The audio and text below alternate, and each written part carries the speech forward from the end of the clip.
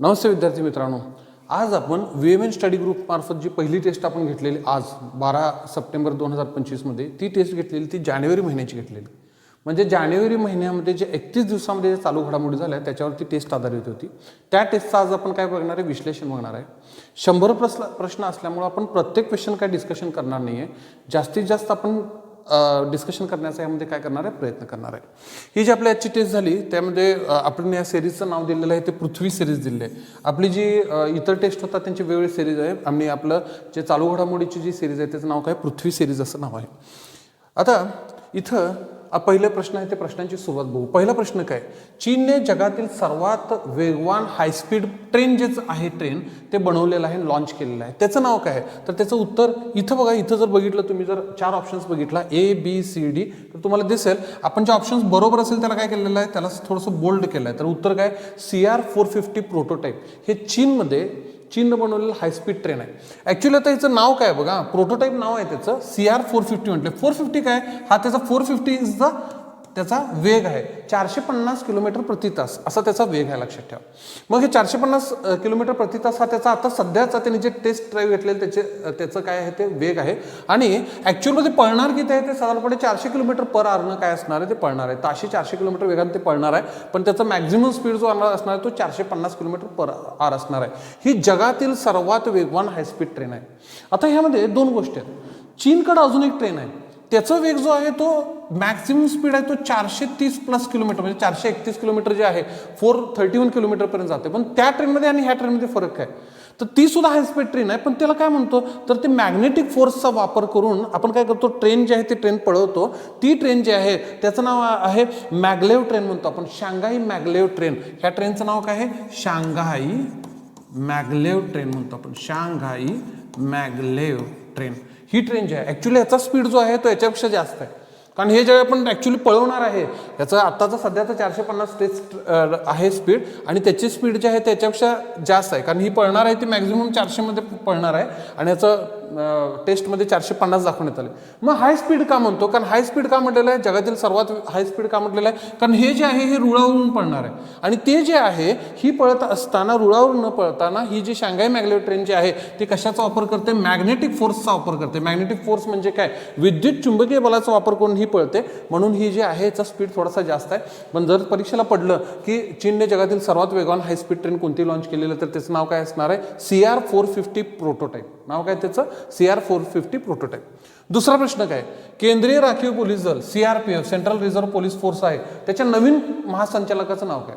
तर लक्षात ठेवा, त्यावेळी ज्यावेळी जानेवारी महिन्याचे आपण जे चालू घडामोडी बघितलं तर त्याचं नाव काय दिलेलं आहे, इथं वितुल कुमार दिलेलं आहे. पण ॲक्च्युली वितुल कुमार जे आहेत ते कमी कालखंडासाठी होते. लगेच याच्यानंतर आता सध्याचं जर बघितलं तर याचे महासंचालक म्हणजे डायरेक्टर जनरल जे आहेत त्यांचं नाव काय आहे, त्यांचं नाव आहे ज्ञानेंद्र प्रताप सिंग. म्हणजे सध्याचे जर बघितलं तर नाव काय आहे त्यांचं, ज्ञानेंद्र प्रताप सिंग हे नाव आहे. म्हणजे सध्याचे जे आहे त्यांचं नाव काय, Gyanendra Pratap Singh.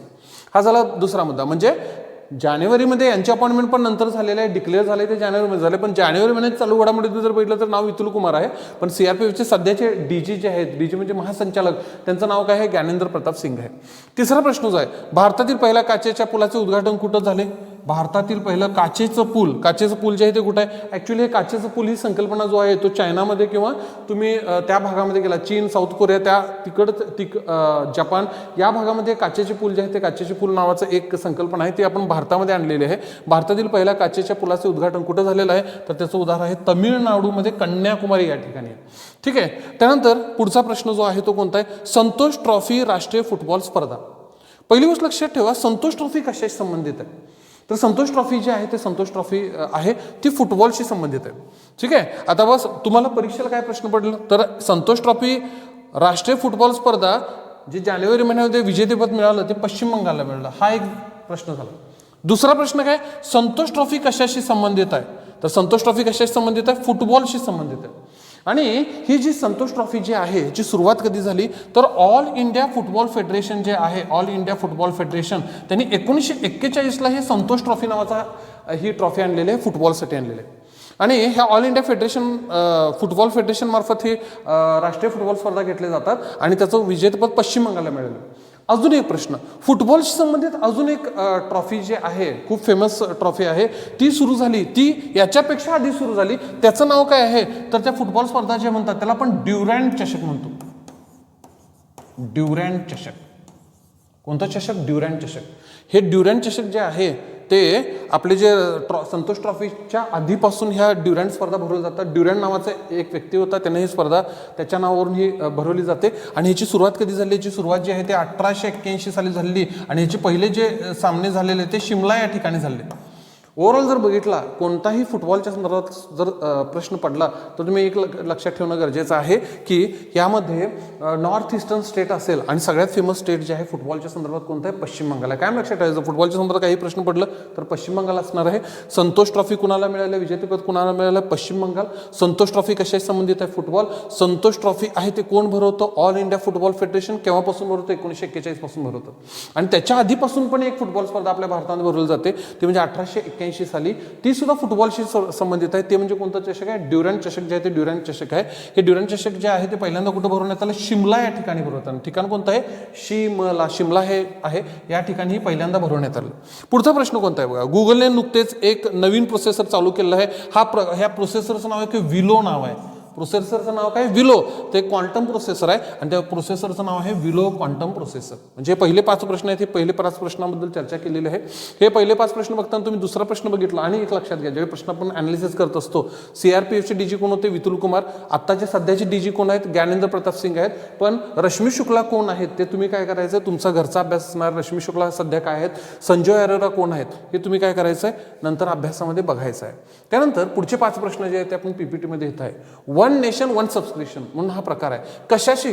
One nation one subscription ही योजनेचा प्राथमिक उद्दिष्ट काय? तर याचं उत्तर आहे उच्च स्तरीय आंतरराष्ट्रीय संशोधन लेखामध्ये प्रवेश करणे. भारत हा संशोधनामध्ये मागत पडत चाललेला आहे आणि संशोधनामध्ये रिसर्च अँड डेव्हलपमेंट भारतामध्ये खूप कमी प्रमाणात होत आहे.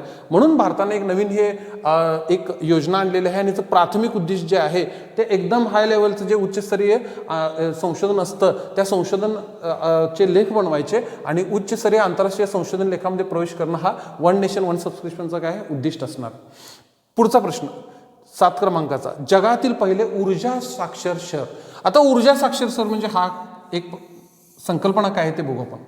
आता याच्यासाठी बनण्यासाठी एक मिशन चालू केलं आहे, त्याचं नाव काय? Climate mission. जगातील पहिले ऊर्जा साक्षर शहर बनण्यासाठी कोणत्या शहराने क्लायमेट मिशन चालू केलं? आता यांचं टार्गेट काय? आता याचं उत्तर जे आहे ते उत्तर कुठलं आहे? इंदोर आहे. इंदोर.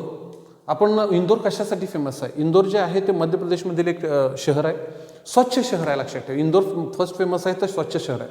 आणि हे जे इंदोर शहर जे आहे हे इंदोर शहर जे मध्य प्रदेशमध्ये आहे त्यांनी एक टार्गेट ठेवलेलं आहे. काय ठेवलेलं आहे की जगातील पहिले ऊर्जा साक्षर शहर बनवायचं आहे. ऊर्जा साक्षर शहर म्हणजे काय? तर त्यांचं टार्गेट काय असणार आहे? 35 लाख लोकांपर्यंत. आता ऊर्जा साक्षर होण्यासाठी काय टार्गेट असणार आहे?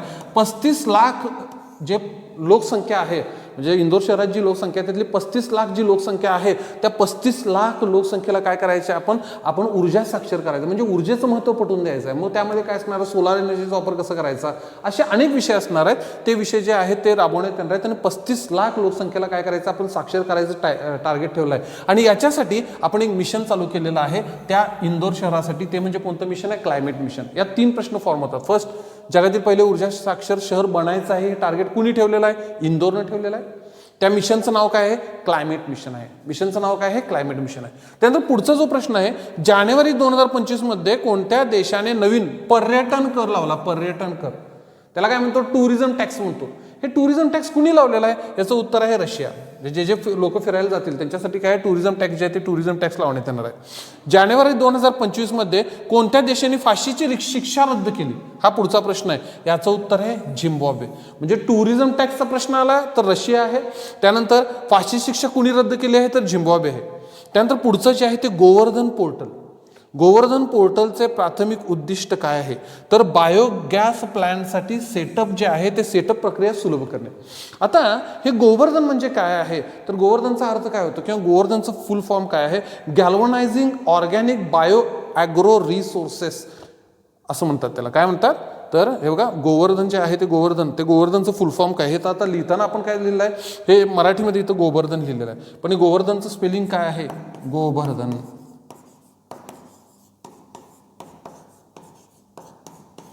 ठीक आहे. आता गोबरधन म्हटलंय बघा, ह्या शब्दामध्ये पहिल्यांदा गोबर आहे, गोबरधन आहे. गॅल्वनायझिंग ऑर्गॅनिक बायो ॲग्रो रिसोर्सेस असं म्हणायचं. गॅल्वनायझिंग ऑर्गॅनिक बायो ॲग्रो रिसोर्सेस आणि मग पुढं काय धन आहे. याचा वापर करून पूर्वी जे आहे आपण स्वच्छ ऊर्जा जे म्हणतो किंवा पारंपरिक ऊर्जा म्हणतो, त्या पारंपरिक ऊर्जाचा वापर आहे तो कुठंतरी थांबणार आहे आणि अपारंपरिक ऊर्जेकडे आपण वळतो.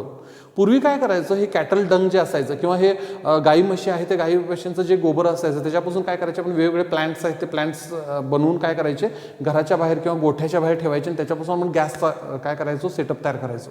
तसा सेटअप तयार करण्यासाठी परत एकदा स्कीम आलेली, त्याचं नाव आहे गोवर्धन. पण ॲक्च्युली ते कसं आहे गोवर्धन म्हणतो किंवा गोबर, पण पहिलं काय बघ गोबर आहे. गोबरचा फुल फॉर्म तुम्हाला सांगितलेलं आहे, लगेच लिहून घ्यायचं आहे. गॅल्वनायझिंग ऑर्गॅनिक बायो ॲग्रो रिसोर्सेस हे त्याचं काय फुल फॉर्म आहे.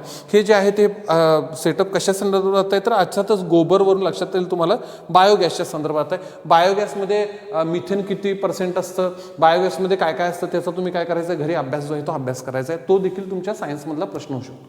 पुढचा प्रश्न कोणता आहे, ऋतू. ऋतू भरोसा योजना कशाशी संबंधित आहे. ऋतू भरोसा योजना जो आहे तो कोणत्या राज्याने राबवलेला आहे, तेलंगणा राज्याने राबवलेला आहे. ऋतू योजना कोणत्या राज्याने राबवली आहे, तेलंगणा राज्य जे आहे ते तेलंगणा राज्यानं ऋतू नावाची ही योजना राबवलेली आहे. आणि याच्या हे कशाच्या संदर्भात आहे, ऋतू योजना जी आहे ती कशा संदर्भात आहे, सीड आणि फर्टिलायझर्स. मराठीमध्ये सीड म्हणजे बिया असतात, त्यानंतर बियानंतर फर्टिलायझर्स असतात म्हणजे खतं असतात किंवा पेस्टिसाइड, त्यांच्या संदर्भातलं जे आहे ती योजना आहे ऋतू योजना, RITHU ऋतू. आणि कोणत्या राज्याने राबवले, तेलंगणा राज्याने राबवले. तंबाखू उद्योगात भारताचा जगात कितवा, तंबाखू उद्योगात भारताचा कितवा क्रमांक लागतो तर उद्योगात म्हटले, लक्षात ठेवा उद्योग म्हटले, तंबाखू उद्योग म्हटले, तंबाखू उत्पादन म्हटलेलं नाही तर म्हणताना काय म्हटलेलं आहे पण तंबाखू उद्योग म्हटलेला आहे. प्रश्न विचारताना काय प्रश्न विचारलेला आहे ते लक्षात ठेवायचं आहे आणि त्याच्यानुसार आपल्याला काय करायचं आहे उत्तर द्यायचं आहे. तंबाखू उद्योग म्हटलं की दुसरा क्रमांक म्हणायचं, म्हणजे इथं कीवर्ड काय असणार, उद्योग असणार आहे. शिक्षण मंत्रालयाने नुकताच कोणता अहवाल प्रसिद्ध केला आहे. आता हा जो खूप महत्त्वाचा प्रश्न आहे लक्षात ठेवा शिक्षण मंत्रालयाच्या संदर्भात, त्याचं नाव आहे UDISC प्लस म्हटले. आता UDISC म्हणजे काय, युनिफाईड डिस्ट्रिक्ट. UDI म्हणजे काय, unified district information, unified district information system म्हणायचं याला, युनिफाईड डिस्ट्रिक्ट इन्फॉर्मेशन सिस्टीम. ह्याचं फुल फॉर्म इथं लिहूया आपण, unified district information system, UDIS. आणि हे युनिफाईड डिस्ट्रिक्ट इन्फॉर्मेशन सिस्टीम झालं. पण हे कशाच्या संदर्भात आहे, मग पुढचा जो ई आहे तो ई फॉर काय आहे तर ई फॉर जे आहे ते शिक्षण आहे, ई फॉर काय आहे एज्युकेशन आहे, लक्षात ठेवा. म्हणजे UDISचं फुल फॉर्म जर बघितला तुम्हाला एज्युकेशनच्या संदर्भात हे कळलं. आता यामध्ये काय करणार आहेत बाबा, प्रत्येक डिस्ट्रिक्टमध्ये किती स्कूल्स आहेत, किती शाळा आहेत ते बघणार आहेत, त्या शाळेमध्ये नंबर ऑफ स्टुडंट्स किती आहेत, विद्यार्थी किती आहेत ते बघणार आहेत, आणि त्याच्यानंतर त्या विद्यार्थ्यांच्या मागे किती शिक्षक आहेत त्याचा अभ्यास करणार आहेत. आणि याचा अभ्यास करून तो पूर्ण अहवाल जो आहे, म्हणजे त्याला एक इंग्लिशमध्ये शब्द आहे, आपण इव्हिडन्स बेस्ड एक सर्च करलो किंवा रिसर्च करणार आहे. यामध्ये काय करणार आहे, युनिफाईड डिस्ट्रिक्ट इन्फॉर्मेशन सिस्टीममध्ये म्हणजे माहिती गोळा करणार आहे. कशा संदर्भात गोळा करणार आहे, एज्युकेशन म्हणजे शिक्षणाच्या संदर्भात. आणि शिक्षणासंदर्भात जी माहिती गोळा करणार आहे त्यामध्ये काय असणार आहे, नंबर ऑफ स्कूल्स किती आहेत ते असणार आहे, नंबर ऑफ काय असणार आहे, स्टुडंट्स किती आहेत बघणार आहे, आणि त्या स्टुडंट्सच्या मागे किती टीचर्स नक्की ॲक्च्युली काम किती करतात हे बघणार आहे. हे सगळे एकत्र करणार आहे. आणि हे एकत्र करून याचा वापर कशासाठी करणार आहे तर राज्य पातळीवर आणि केंद्र पातळीवर जे प्लॅनिंग होतं, जसं नीती आयोग आहे आणि तसं राज्य पातळीवर प्लॅनिंग करण्यासाठी स्टेट लेवलला जे प्लॅनिंग होतं, नियोजन होतं ते, त्याचबरोबर खाली डिस्ट्रिक्ट लेवलला असं प्रत्येक लेवल आहे, त्या प्रत्येक लेवलचं नियोजन करण्यासाठी या पूर्ण इन्फॉर्मेशन सिस्टीमचा वापर होणार आहे. त्यामुळे ह्याला काय नाव दिले, UDIS प्लस म्हटले, UDISC प्लस अहवाल म्हटले. याच्यामध्ये काय असणार आहे, याच्यामध्ये सगळी शिक्षणाच्या संदर्भातली माहिती असणार. कुणी चालू केलं आहे, शिक्षण मंत्रालयाने चालू केलं आहे. पुढचं नेक्स्ट 14वा प्रश्न आहे, 1 जानेवारी 2025 रोजी युरोपियन युनियन शेंजेन क्षेत्राचे पूर्ण सदस्य बनलेले 2 क्षेत्र कोणते आहे. आता हा शेंजेन क्षेत्र म्हणजे काय, हा एक प्रश्न आहे. शेंजेन क्षेत्र म्हणजे काय तर लक्षात घ्या, युरोपियन युनियननं काय केलेलं आहे, युरोपियन युनियनमधले 25 देश प्लस बाहेरचे 4 देश असे एकूण 29 देशांनी एक करार केलेला आहे. तो करार म्हणजे शेंजेन करार झाला. आता या शेंजेन करारामध्ये काय दिलेलं आहे तर हा जो शेंजेन करार कशा संदर्भात आहे बघा, तुम्ही ज्यावेळी प्रश्न वाचता त्यावेळी कीवर्ड कोणता आहे, शेंजेन. ठीक आहे. 1 जानेवारी 2025 रोजी युरोपियन युनियन शेंजन क्षेत्राचे 2 सदस्य वाढलेत. आता हे 2 सदस्य कोणते आहेत? रोमानिया आणि बल्गेरिया. उत्तर काय याचं? रोमानिया आणि बल्गेरिया. आता शेंजन करार कशा संदर्भात आहे? युरोपियन युनियनचे 25 सदस्य, जे युरोपियन युनियनचे सदस्य आहेत ते, प्लस बाहेरचे 4 सदस्य, असे एकूण किती देश आहेत ते शेंजन करारामध्ये? 29. आता मुळात जर तुम्ही युरोपियन युनियनचा मॅप बघता किंवा युरोपियन युनियन बघता त्यावेळी तुम्हाला दिसेल आणि त्याच्या आजूबाजू देश दिसतील, हे देश मुळात काय आहेत? लहान लहान देश आहेत. मग ह्या शेंजन करारानुसार काय होणार आहे? तुम्ही विदाऊट विजा आणि विदाऊट पासपोर्ट, आपण जसं भारतामध्ये एका राज्यातून दुसऱ्या राज्यामध्ये आपण जसं जातो तसं त्यासाठी आपल्याला विजा आणि किंवा पासपोर्ट लागत नाही, तसं विदाऊट पासपोर्ट फिरायचं आहे. मग त्याच्या संदर्भात शेंजन करार आहे. मग ह्या शेंजन कराराअंतर्गत हे जे 29 देश आहेत, किती देश आहेत? 29. त्यातले युरोपियन युनियनचे 25 आहेत आणि बाहेरचे किती? 4 राज्य, 4 काय आहेत? स्टेट्स आहेत. ते 4 स्टेट्स किंवा 4 कंट्रीज कोणते आहेत? त्यातले 2 वाढलेले म्हणजे रोमानिया आणि बल्गेरिया. असे 29 देशामध्ये तुम्हाला कोणत्याही त्या 29 देशातल्या नागरिकांना एका देशातून दुसऱ्या देशामध्ये जायचं असेल तर त्यांना काय लागणार नाही? पासपोर्ट, विजा लागणार नाही. त्याला शेंगेन करार असं म्हणतो. आणि हा जो शेंगेन करार जो आहे तो मुळात आहे तो 1985चा आहे. हा शेंगेन करार कधीचा आहे? आपण इथं जागा नाही. हा शेंगेन करार कधीचा आहे? हा शेंगेन करार 1985 मध्ये हे सिग्नेचर झालंय. 1985 मध्ये सिग्नेचर झालंय. कोणत्या ठिकाणी झालं तर त्याचं नाव आहे लक्झेमबर्ग नावाचा देश आहे. ठीक आहे, सॉरी, लक्झेमबर्ग जे पूर्वी हे होतं त्या लक्झेमबर्ग या ठिकाणी 1985 मध्ये कोणता करार झाला? शेंजन करार झाला. आणि याच्या अंतर्गत त्यांनी सुरुवात कशी केली तर ज्या त्या करारावर त्यांनी सह्या केल्या ते एकमेकाच्या देशामध्ये विदाऊट पासपोर्ट आणि विदाऊट विजा काय करू शकतात? ट्रॅव्हल करू शकतात किंवा मुक्तपणे संचार करू शकतात. तसं हे 29 देश आहेत. ते 29 देश आहेत. आता त्यामध्ये किती देश वाढले? 2 देश वाढले. त्यांनी आता संख्या किती झाली? 29 झाले. पुढचा प्रश्न काय बघा? सशस्त्र दलांचे आधुनिकीकरणासाठी संरक्षण मंत्रालयाने 2025 हे वर्ष काय म्हणून घोषित केलंय? सशस्त्र दलांसाठी सुधारणांचे वर्ष म्हणून घोषित केलंय. कोणतं वर्ष? सुधारणांचे वर्ष. पुढचा प्रश्न, वन परिस्थितीला हरित GDP. आता जे MPSCचे विद्यार्थी असतील त्यांनी अभ्यास करतील की green, what is the green GDP. MPSCचे विद्यार्थी ग्रीन GDPचा अभ्यास करतील. ग्रीन GDP म्हणजे काय याचा अभ्यास करतील. ठीक आहे, हा तुमचा होमवर्क असणार आहे. आणि जे पोलीस भरती सरळ सेवेचे विद्यार्थी त्यांनी फक्त एवढंच लक्षात ठेवायचं, वन परिसंस्थेला हरित GDPशी जोडणारे पहिले राज्य कोणते आहे? छत्तीसगड हे पहिले राज्य आहे. हा खूप महत्त्वाचा प्रश्न आहे. ठीक आहे, त्यानंतर पुढचा प्रश्न आहे, IIT बॉम्बेच्या स्पेस टेक स्टार्टअपने कोणत्या, बघा नाव काय, IIT बॉम्बे स्पेस टेक स्टार्टअपने कोणत्या ग्रीन प्रॉपल्शन सिस्टीम ची चाचणी केलेली आहे? आता ग्रीन त्याचं नाव काय? व्योम-2U आहे. काय आहे? व्योम-2U आहे. भारताच्या घाऊक किंमत निर्देशांकाची प्रस्तावित नवीन आधारवर्ष काय? परत हा इकॉनॉमिक्सचा प्रश्न आहे, अर्थशास्त्राचा प्रश्न. हा खूप महत्त्वाचा प्रश्न आहे. MPSCचे विद्यार्थी काय करतील? हे जे WPI आहे, भारताचं घाऊक किंमत निर्देशांक, त्यात कोणकोणत्या गोष्टी आहेत त्याचा अभ्यास केला जातो, त्याचं वेटेज किती आहे ते बघतील. सरळ सेवा पोलीस भरतीवाले काय करतात त्यांच्यासाठी पण हा महत्त्वाचा, हा जसा मगाशी महत्त्व सांगितला हा सुद्धा महत्त्वाचा आहे. यामध्ये काय सांगितलेलं आहे तर आधार वर्षाचा वापर केला जातो. हा जो सध्या आधार वर्ष जो आहे तो आधार वर्ष कधी होत आहे? सध्याचा आधार वर्ष 2011-12 आहे. पण प्रश्न ज्यावेळी वाचतो, प्रश्न वाचल्यावर पहिल्यांदा आपल्याला क्लिक व्हायला पाहिजे, भारताच्या घाऊक किंमत निर्देशांकाचं प्रस्तावित म्हटलंय बघा. कोणतं प्रस्तावित नवीन आधार वर्ष कोणतं आहे?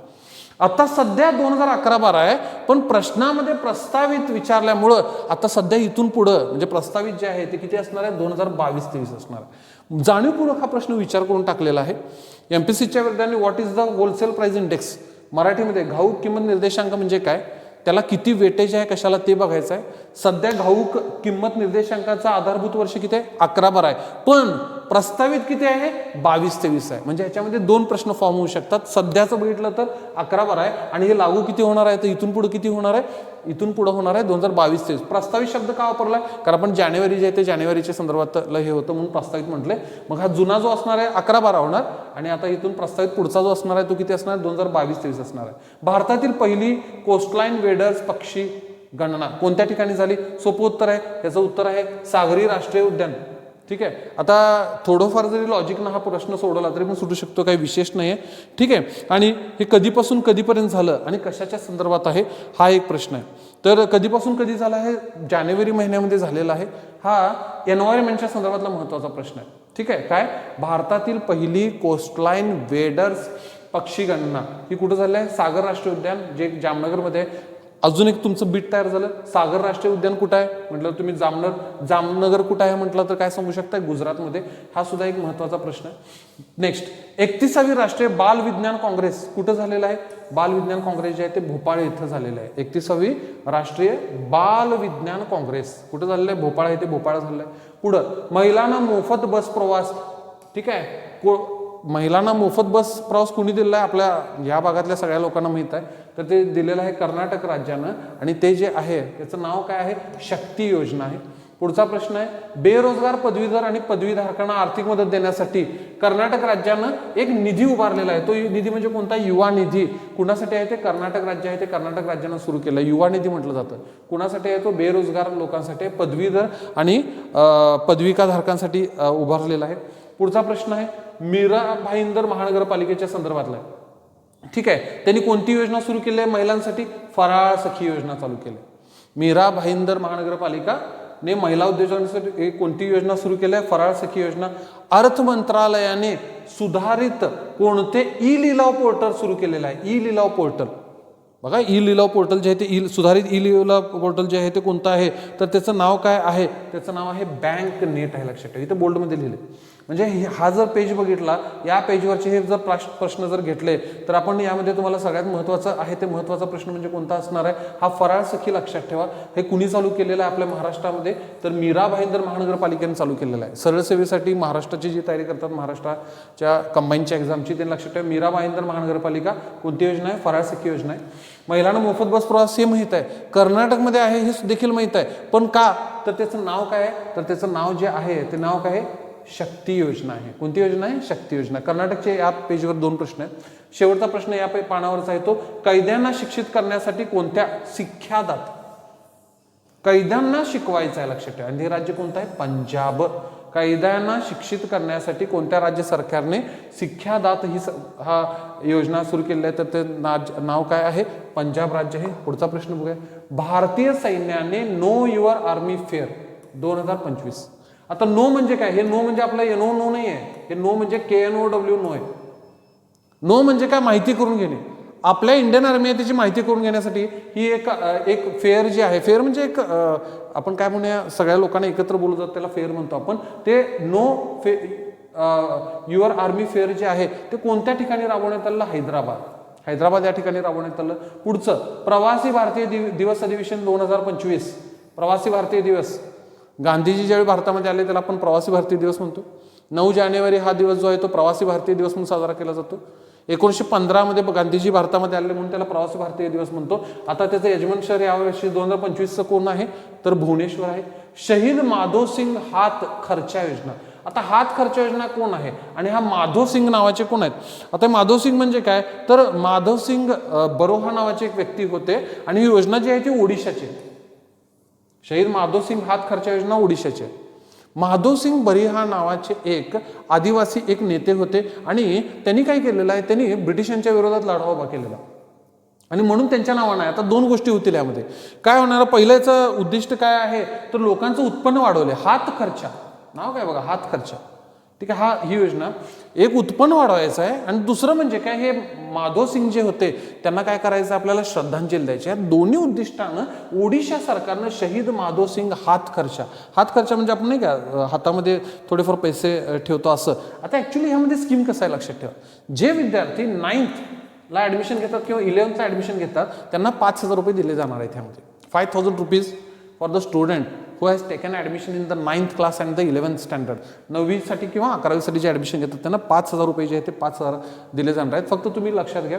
पुढचा प्रश्न जो आहे तो कोणता आहे? पाकिस्तानने कोणते शॉर्ट रेंज, हे शॉर्ट रेंज बॅलिस्टिक मिसाईल आहे, त्याचं नाव आहे अब्दाली. अहमद शाह अब्दालीने भारतावर हल्ला केलेला. पाकिस्तान त्यावेळी अर्थातच भारतात होतं पण त्यांनी देताना काय करतात? इथं अब्दाली, शॉर्ट रेंज असलं तर अब्दाली दिलंय. आपण ज्यावेळी पृथ्वी नाव दिलेलं त्यावेळी त्यांनी तिकडं काय नाव दिलेलं? घोरी नाव दिलेलं. कारण मोहम्मद घोरी जो आहे त्यानं 1191 1192 मध्ये भारतावर हल्ला केलेला ना, म्हणून त्यांना घुरी नाव दिलेलं. आता त्यांनी नाव काय दिलंय बघा? अब्दाली दिलंय. ठीक आहे, हा थोडासा पाकिस्तान जो देश आहे त्याचं वैशिष्ट्य आहे असं भारताच्या विरोधात काय करायचं तर त्यांनी शॉर्ट रेंज मिसाईलचं नाव काय दिलं? अब्दाली दिलंय. भारतातील पहिले सेंद्रिय मत्स्यपालन क्लस्टर, या पेजवरचं सगळ्यात महत्वाचा प्रश्न सर्वांसाठीच असणार आहे हे. आता या 2 गोष्टी आहेत लक्षात ठेवा. सेंद्रिय म्हणजे काय? ज्या ठिकाणी ऑर्गॅनिक फार्मिंग म्हणतो आपण पेस्टिसाइड्सचा किंवा काय म्हणतो मराठीमध्ये आपण पेस्टिसाइड्स जे असतात ते फर्टिलायझर्स खतं जे असतात खतं हे ऑर्गॅनिक म्हणजे सेंद्रिय गोष्टींचा वापर करून काय करतो आपण फार्मिंग करतो.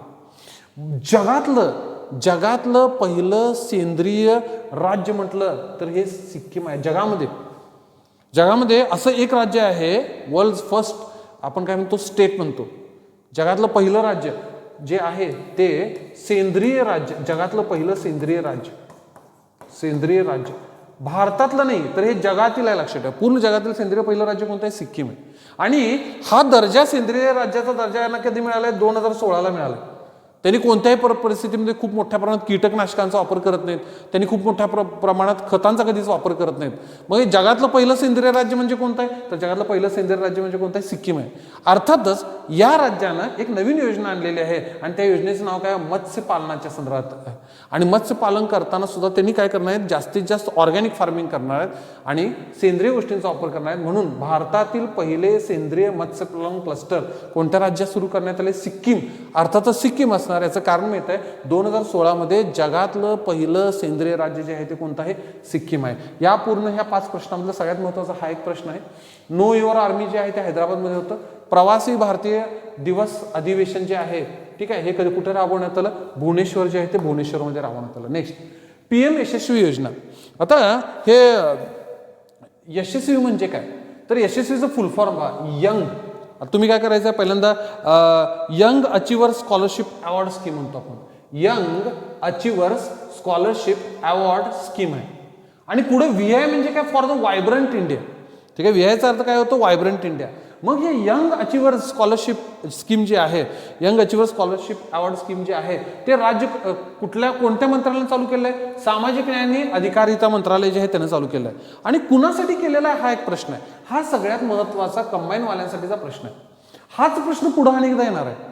तर तो म्हणजे ह्या पेपरमध्ये हे 2 प्रश्न आपण एकच क्वेश्चन जो आहे तो जाणीवपूर्वक स्प्लिट केला आहे. तो पुढे मी एक्सप्लेन करणार नाही आहे तुम्हाला. हे कुणाकुणासाठी आहे? ह्या योजनाचं नाव बघा काय सांगितलं? Young achievers scholarship award scheme म्हणतो आपण. Young achievers scholarship award scheme म्हणतो. हे कुणासाठी आहे? तर हे पहिलं सगळ्यात महत्त्वाचं आहे ते OBC लोकांसाठी आहे. कुणासाठी आहे? OBC. दुसरा आहे EBC इकॉनॉमिकल बॅकवर्ड ट्राईब्स आणि तिसरा आहे डिनोटिफाईड ट्राईब्स. ह्या 3 जे प्रकारची लोक आहेत किंवा 3 प्रकारचे जे गट आहेत त्या प्रकार लोकांसाठी काय ही स्कीम आहे. हाच प्रश्न पुढे रिपीट होणार आहे. फक्त त्यामध्ये काय विचारण्यात येणार आहे? ही योजना कुणासाठी आहे? तर ही योजना आहे 3 लोकांसाठी. कुणी सुरू केलेलं आहे? त्याचं उत्तर आहे सामाजिक न्याय आणि अधिकारिता मंत्रालय. नेक्स्ट कोणत्या फुटबॉल खेळाडूला युनायटेड स्टेट्समधील सर्वोच्च नागरी सन्मान आहे? Presidential medal of freedom. सर्वात मोठा नागरी सन्मान आहे आणि ह्याचं नाव आहे लिओनेल मेसी. हे क्रिस्टियानो रोनाल्डोचे फॅन असतील किंवा हे नेमारचे फॅन नाराज झाले असतील. लक्षात ठेवा हे फुटबॉल खेळाडू आहे.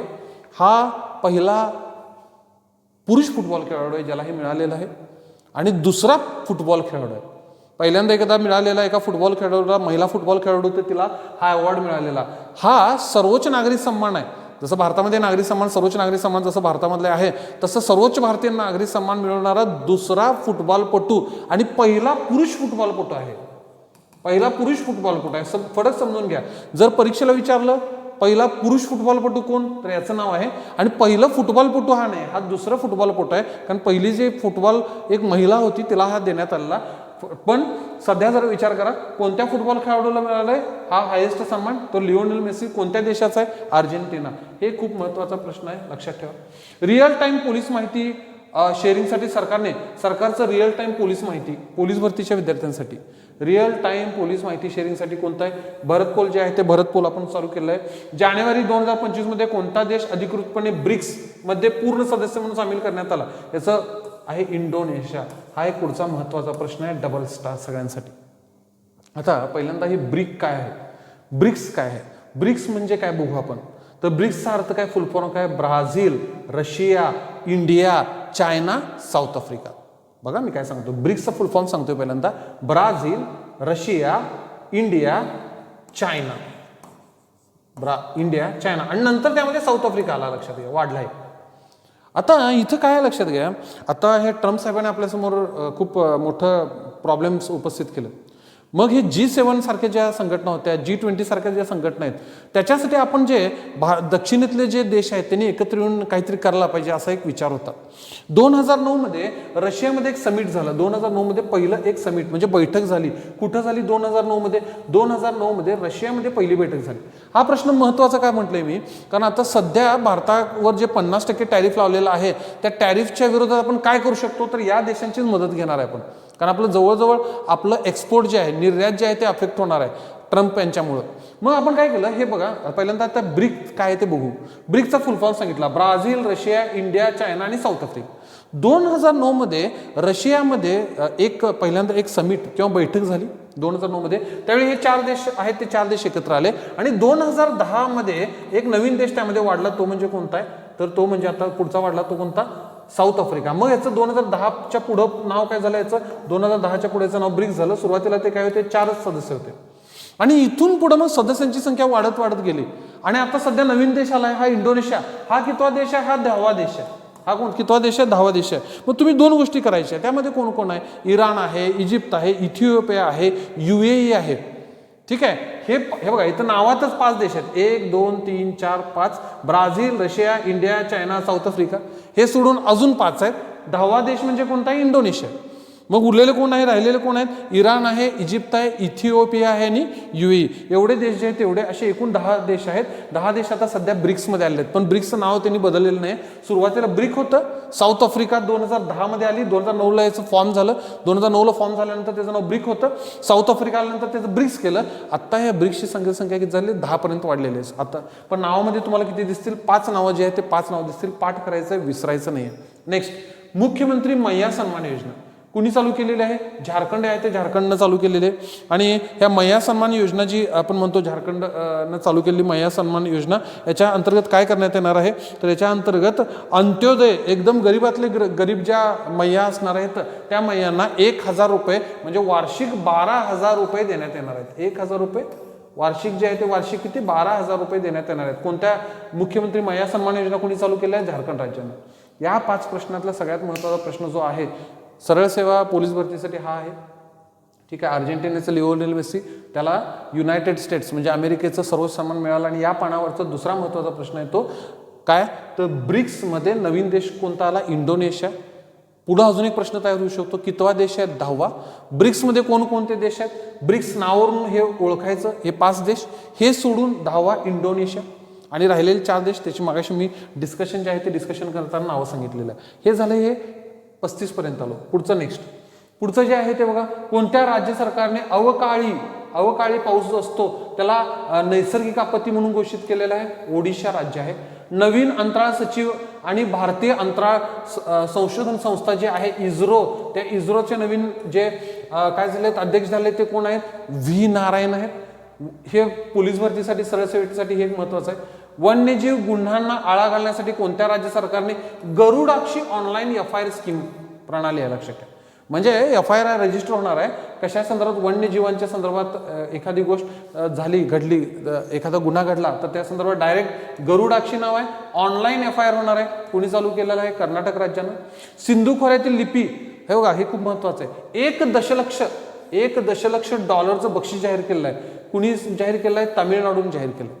सिंधू लिपी 5000 वर्षापूर्वीची जी सिंधू लिपी जी आहे ते सिंधू लिपीचं रहस्य उलगडायचं आहे. म्हणजे ते कितपत होणार माहित नाही आपल्याला, पण फक्त लक्षात ठेवा 1 दशलक्ष डॉलरचं बक्षीस जे आहे ते तामिळनाडून घोषित केलं आहे. एम हे HER कॅपिटलमध्ये एम्पॉवर बिज, सपनों की उडान. या योजनेचं नाव काय आहे, सपनों की उडान. कुणी सुरू केलेलं आहे, नीती आयोगाने सुरू केलेला आहे. हा 40वा प्रश्न जो आहे तो 40वा प्रश्न. आता यामध्ये काय केलंय बघा, एम्पॉवर. आता एम्पॉवरचा अर्थ काय, स्त्रियांचं महिलांचं उत्थान करणे म्हणजे एम्पॉवरमेंट झालं. पण हिने काय केले बघा, इथं शब्द कसा वापरलाय, एम्पॉवर. ठीक आहे, आता एम्पॉवर मध्ये H वापरलेलं नाही, ते एम्पॉवर मध्ये त्यांनी HER एम्पॉवर म्हटले. ते काय म्हटले त्यांनी, एम्पॉवर. आणि पुढे बिझनेस म्हटले, बिझ म्हणजे हर म्हणजे काय, यात मुली आल्या, लक्षात ठेवा, स्त्रिया महिला आल्या. आणि ह्या महिला आल्या म्हणजे आता हे कुणाचं आहे, नीती आयोगाचं आहे. खूप महत्वाचा प्रश्न आहे, कंबाईनवाल्यांसाठी महत्वाचा आहे. नीती आयोगाने हे महिलांसाठी चालू केलंय. कोणत्या महिला असणार आहेत, 18 ते 35 वर्षाच्या महिला असणार आहेत. कोणत्या महिला असणार आहेत? 18 ते 35 वर्षाच्या महिला आहेत. आता यात काय करणार आहे ते समजा फ्रँचायझी द्यायची एक पद्धत असते. समजा एक आपण उदाहरण घेऊ, फ्रँचायझी द्यायची पद्धत असते किंवा ह्या ज्या महिलांचा जो गट आहे किंवा 18 ते 35च्या दरम्यानच्या ज्या महिला आहेत त्यांच्यासाठी या स्कीम अंतर्गत काय करणार आहे, एक त्यांनी एका कंपनी न्यूज शॉप म्हणून एक कंपनी आहे किंवा एक काय म्हणायचं एक फर्म आहे त्याच्यावर करार केला आणि यांना कशा पद्धतीनं पुढं आणता येईल, यांचं मार्केटमध्ये यांना कसं आणता येईल त्याच्या संदर्भातला हा करार आहे. कोणता करार आहे तर याचं नाव आहे एम्पॉवर. कुणी चालू केलेलं आहे? नीती आयोग. म्हणजे ह्या पेजवर जर बघितला तर सगळ्यात महत्त्वाचं पोलीस भरती सरळ सेवेसाठी हा एक प्रश्न महत्त्वाचा आहे. दुसरा म्हणजे वन्यजीव गुन्ह्यांना आळा घालण्यासाठी हा एक महत्त्वाचा आहे. हा महत्त्वाचा काय आहे, याचं कारण काय आहे तर हे एन्व्हायरमेंटमध्ये जातं आणि हे जे 40 जे आहे ते 40 क्रमांकाचा प्रश्न एम्पॉवर बीज आणि पुढं नाव काय दिले बघा त्याचं सपनो की उडान. परीक्षेला काय विचारतील? सपनो की उडान कुणी सुरू केलं आहे? नीती आयोगाने सुरू केलेलं आहे. कुणाच्या संदर्भात? महिला. कोणत्या महिला? 18 ते 35 वयोगटातील महिला जे आहेत त्यांच्या संदर्भात आहे. नेक्स्ट, राष्ट्रीय हरित हायड्रोजन मिशन. आता राष्ट्रीय हरित हायड्रोजन मिशन जे आहे त्या राष्ट्रीय हरित हायड्रोजन मिशन जे आहे त्याच्या संदर्भात बघायला गेला भारतातील पहिलं काय करणार आहे त्यांनी ग्रीन हायड्रोजन हब कोणतं शहर बनवणार आहे? विशाखापट्टणम, आंध्र प्रदेशमधलं. पुढचा प्रश्न आहे वित्त मंत्रालयात महसूल सचिव म्हणून कोणाची नियुक्ती झाली आहे? तुहीन कांता पांडे. मायक्रोसॉफ्टने कोणत्या मिशन सोबत AI चलित भागीदारीची घोषणा केली आहे? तुम्ही लक्षात ठेवा, भारत AI मिशन आणि मायक्रोसॉफ्ट यांनी दोघांनी काय केले? भागीदारीची घोषणा केली आहे. हेनली पासपोर्ट इंडेक्सच्या संदर्भात भारताचा क्रमांक किती लागतो? 85वा लागतो. कितवा लागतो? 85वा. मध्य प्रदेश सरकारने कोणती नवीन योजना सुरू केली आहे? मध्य प्रदेशची नवीन योजना आहे ती पार्थ योजना आहे. आता ही पार्थ योजना काय आहे ही महत्वाची काय ते सांगतो. आता इथं पार्थचं फुल फॉर्म बघू. हे बघा इंग्लिशमध्ये नाव जाणीवपूर्वक टाकलं इथं का त्याचं नाव पार्थ. पार्थ म्हणजे काय? अर्जुन जे आहे त्या अर्जुनाला काय म्हणतात? अर्जुनाचं दुसरं नाव काय आहे? पार्थ आहे. अर्जुन म्हणजे एक विद्यार्थी आणि त्या अर्जुनाचं नाव काय? पार्थ आहे. इथं पार्थ काय घेतलंय तर इथं सांगितलंय पोलीस आर्मी रिक्रुटमेंट ट्रेनिंग. म्हणजे जे विद्यार्थी पोलीस खात्यात जायचं आहे, ज्या विद्यार्थ्यांना आर्मीमध्ये जायचं आहे, रिक्रुट म्हणजे भरती व्हायचं आहे, त्यांच्यासाठी ट्रेनिंग देण्यासाठी ही योजना आलेली आहे. म्हणून त्याचं नाव पार्थ म्हणून दिलेलं आहे. पार्थ द्यायचं नाव कारण सांगितलं तुम्हाला. कोणत्या राज्याने ही पार्थ योजना चालू केलेली आहे? मध्य प्रदेशने. कशा संदर्भात? पोलीस आर्मी रिक्रुटमेंट ट्रेनिंगच्या संदर्भातली ही योजना आहे. नेक्स्ट पुढचे आहे धोक्यात असलेल्या गिधाडावर विषारी प्रवाह कोणत्या? आत्ता काय झालं लक्षात ठेवा, दोन आहेत. एक आहे निमोसुलाइड. हे निमोसुलाइड आहे. आता हे निमोसुलाइड म्हणजे कशा संदर्भात असतं? ताप आल्यानंतर आपण देतो, लक्षात घ्या. आता एक सगळ्यात महत्त्वाचं म्हणजे काय तर एक 20 वर्षामध्ये तुम्ही जर कुठेही जर बाहेर गेला, गावाच्या बाहेर गेला तर ते तुम्हाला गिधाड दिसायचे. मेलेले जे प्राणी असतात ते मेलेले प्राणी आपण जाऊन जेव्हा बाहेर टाकतो, गावाच्या बाहेर टाकायचो, मोठी जनावरं जी असायची त्यांच्यावर काय करायचे ही लोक, हे गिधाड आहे ते गिधाड टाकायचे. मग ह्या गिधाडांची संख्या अचानकपणे खूप कमी व्हायला सुरू झाली. मग 2010च्या पूर्वी त्याच्यावर रिसर्च करण्यात आला. 2010च्या पूर्वी म्हणजे 2000 ते 2010च्या दरम्यान खूप मोठ्या प्रमाणात त्यांची संख्या जी आहे ती संख्या कमी झाली. त्याच्यावर रिसर्च करण्यात आला नक्की हे गिधाड दिसत का नाहीत किंवा गावातून सगळे कमी, जसं चिमण्या आहेत चिमण्यांची संख्या कशी कमी झाली आहे तशी गिधाडांची पण संख्या अचानक कमी झाली, लक्षात ठेवा. मग त्यामध्ये असं जाणवलं की जे बाहेर टाकलेले जे प्राणी असतात, बाहेर टाकलेले जे प्राणी असतात, गावाबाहेर जेऊन मेलेले जे प्राणी टाकतो आपण त्याच्यावरती जगायचे. आणि मग त्याच्यावर जगल्यानंतर काय व्हायचं, त्या प्राण्यांना तुम्ही औषध जे देता ते औषध त्या प्राण्याच्या शरीरामध्ये राहतं आणि मग हे गिधाड त्या मेलेल्या जनावराचं जे आहे ते भक्षण केल्यानंतर त्या औषधांचा परिणाम कुणावर व्हायचा? त्या गिधाडावर व्हायचा आणि त्याच्यामध्ये मृत्यू व्हायचा. मग ह्याचा आणि परत अभ्यास केले तर त्यांना एक पहिल्यांदा सगळ्यात मोठं ड्रग सापडलं ते म्हणजे काय? डायक्लोफेनॅक. पहिलं कोणतं सापडलं? डायक्लोफेनॅक. मग त्यांनी असा अभ्यासात दिसलं की डायक्लोफेनॅक ड्रग आहे ते खूप मोठ्या प्रमाणात वापर होतो. पेन किलर आहे, म्हणजे जे दुखतं ते दुखणं कमी करण्यासाठी. आपण जरी एखाद्या व्यक्तीला जर खूप जास्त त्रास होत असेल, पेन्स होत असतील, दुखत असेल तर त्याला डायक्लोफेनॅक दिलं जातं. जनावरांना सुद्धा जास्त दुखत असलं तर त्यांना सुद्धा डायक्लोफेनॅक झालं. मग पहिलं त्याने ॲड केलं की डायक्लोफेनॅक नावाचं जे ड्रग आहे ते ड्रग ज्यावेळी तुम्ही जनावरांना देता, वेटरनरी डॉक्टर जे आहेत ते वेटरनरी डॉक्टर जनावरांना देतात, ते जनावर ते खाल्यानंतर त्यांच्या बॉडीमध्ये ते कंटिन्युअस राहतं आणि ज्यावेळी हे गिधाड खातात त्यावेळी ते मारायला चालू होतं. सगळ्यात पहिल्यांदा मग याच्यावर बंदी आली, लक्षात ठेवा, का? गिधाडांची संख्या कमी व्हायला. मग त्याच्यानंतर मग काय केलं? गिधाडांचं संरक्षण करण्यासाठी मग हरियाणा असेल, पश्चिम बंगाल यासारख्या राज्यामध्ये काय केलं, तात्पुरते कृत्रिमरित्या काही गिधाड आहे ते गिधाडांचं संख्या वाढवण्यासाठी प्रयत्न करण्यात आले. आणि नंतर मग आत्ता या जानेवारी महिन्यामध्ये अजून एक औषध जे आहे ते म्हणजे कोणतं आहे? निमोसुलाइड. याच्यावर पण बंदी घालण्यात आली.